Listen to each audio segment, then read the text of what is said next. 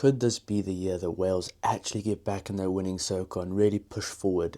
I honestly think it can be. I mean, Wales have just released their Six Nations squad, and I think there's some really good players, some really good selections, but there's one selection I think they got completely wrong. But other than that, I think it's been a really good selection from Wales. Strong team. Obviously, that you have the likes of Jack Morgan that's not available due to injury, but I'm just going to go right ahead and say it.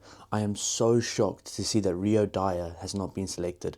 With the form he's been in, I honestly, before they selected the squad, was thinking, oh, I can't wait to see what they do with the likes of Rio Dyer, Josh Adams, and Louis Rees-Zammit. I want to see how they incorporate them into the team, but no Rio Dyer, so I'm very shocked to see that. Hopefully we can get a bit more of an explanation around that. But yeah, looking at the team, it's a very strong team that Wales did select. I mean, a lot of young players, but as I said in previous videos, younger players that have been getting experience, and you can see that they are getting better and better. And I honestly believe that this could be a much better season for Wales. How many games they win, I don't know. I don't know if they'll win all their games. I don't know if they'll win any games, but I think it's going to be a successful season for Wales.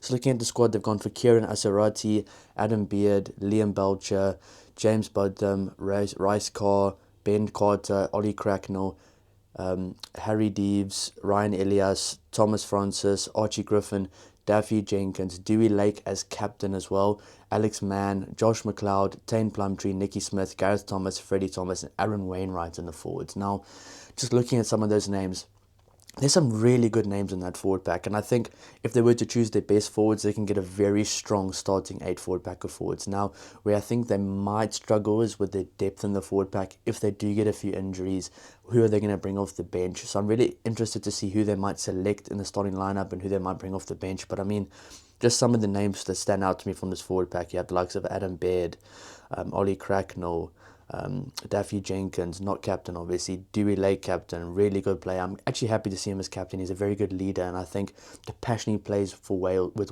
for Wales, he deserves it. I mean, Tame Plumtree, Alex Mann's been good recently. Aaron Wainwright's been the man on form. So I'm really excited to see who they select in the forward pack. I will be doing a bit more of a preview for Wales' 2026 season where I'll say who I think should be playing and stuff like that. So keep an eye out for that, Wales fans. But yeah, no, Wales will always have a tough, gritty forward pack. That's just one thing about Wales. They will always have a tough, gritty forward pack, and that's what I love about watching Wales. But I do think with a forward pack like this, some really tough guys, I think you can get the best out of them, and I think that's what you need to be able to set up a good platform for a very, very strong and fast backline. So looking at the backline players, they've gone for Josh Adams, Sam Castello, Dan Edwards, Jared Evans, Mason Grady, Kieran Hardy, Gabriel Hammerwebb, Joe Hawkins, Louis Hennessy, Eddie James, Ellis Mee, Ruben Morgan-Williams, Blair Murray, Louis Rees-Zammit makes a comeback, Tom Rogers, Ben Thomas, Owen Watkins, and Thomas Williams.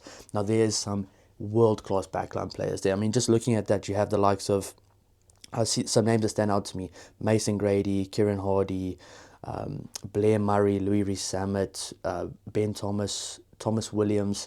Oh, I can't wait to see Thomas Williams playing the Six Nations. He's been the guy on form recently, and I mean, with his move to Saracens, he's getting so much more hype around him, and I've just always thought he was such a world-class player.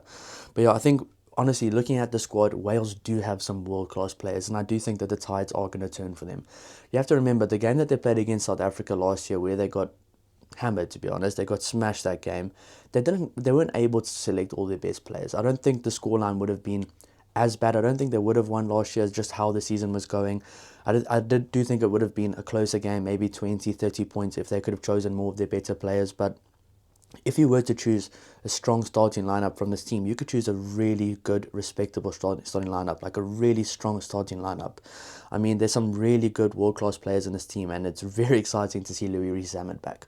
I wonder where they are going to play him. I don't think they'll play him at fullback. I know he's been playing fullback for Bristol in the last few weeks, but I do think he will play on the wing, and I'm excited to see how maybe him and Josh Adams can do on the wings. I've always been a massive fan of Josh Adams. I've thought he's a world-class winger, and he always just steps it up for Wales as well. So I'm really going to be following this Wales team and seeing how they do in the Six Nations.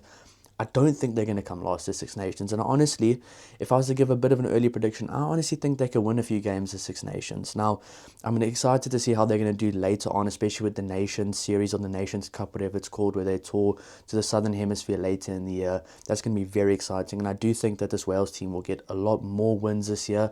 But I don't think the season is just about wins for them. It's about maybe changing or developing the style of rugby that they're playing.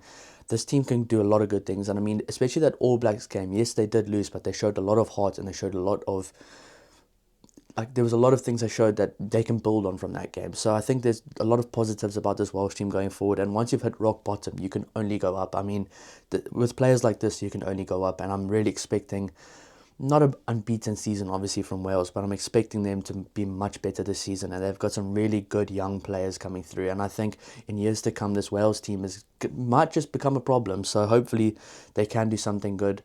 Obviously, I think where Wales' weaknesses lie is in their depth. Just looking at the squad, you can see that after that top crop of players, there isn't really that middle where there's like really good international style players and then average players. It goes really from like really good, good to average. So it will be good if they could get some of those, in my terms, average players some more game time to get better. And obviously the Welsh regions have been doing a bit better in the URC, so that's good to see, especially for the depth. But the only way you can really get undeveloped, inexperienced players to be better is by throwing them in the deep end. So it's going to be very interesting to see how Wales manages their players this year and throughout the season. But I don't think they're going to get the wooden spoon in the Six Nations, and I think there's some really exciting players to look out for, and I think I'm very excited as a South African fan for this Wales team in the Six Nations to see how they do and how they can develop.